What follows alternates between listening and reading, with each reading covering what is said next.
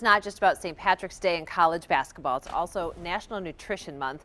And joining us this morning to share some advice for leading a healthier life is Dr. Meryl Held from the Medical Weight Loss Clinic. Good morning. Thank you so much for coming in. Thank you.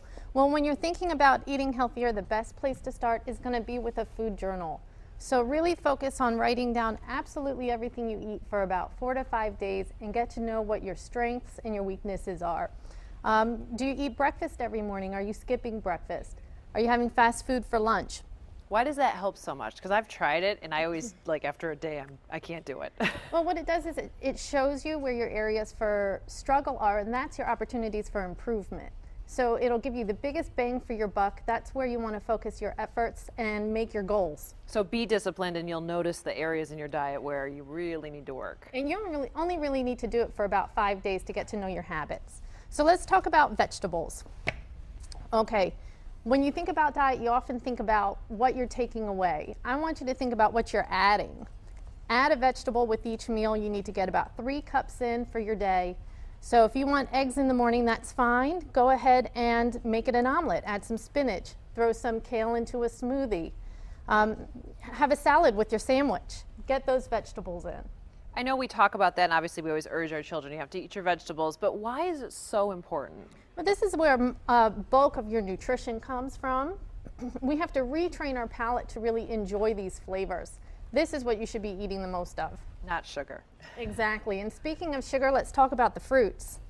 You know, I am a big believer in fruit. Got a lot of vitamins in that fruit, but I want you to eat the fruits. I don't want you to drink them.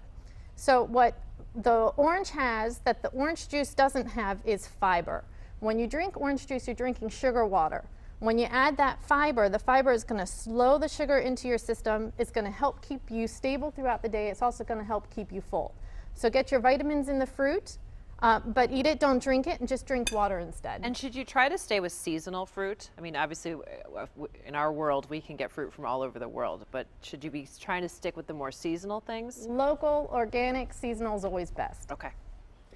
So let's talk about lunches. Lunches are always a struggle. I know we have a National Lunch Day coming up. Most people struggle with lunches because they're not prepared. If you have to struggle to get that food together, if it takes too much time, you're going to eat out instead.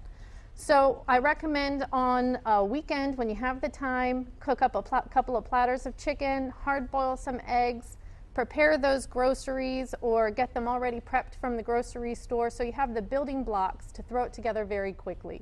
You can get some pre-washed salad, toss it into a container with some diced up chicken, and you've got a modified Cobb salad. Take that same chicken, throw it together in a wrap, you've got a sandwich. The same rules apply for the snacks. Go for whole foods. It's just as fast to grab as some chips or pretzels, the nuts, the carrots, even some olives. But you probably want to avoid salt because I see almonds and then this stuff here, and we want to try to not have too much sodium, right? It. Minimize. We don't want to go overboard. Don't go crazy. Right. All right. Well, thank you so much for coming in this morning. This is great advice. When we come back, Keenan will take a look at the weekend forecast. Stay with us.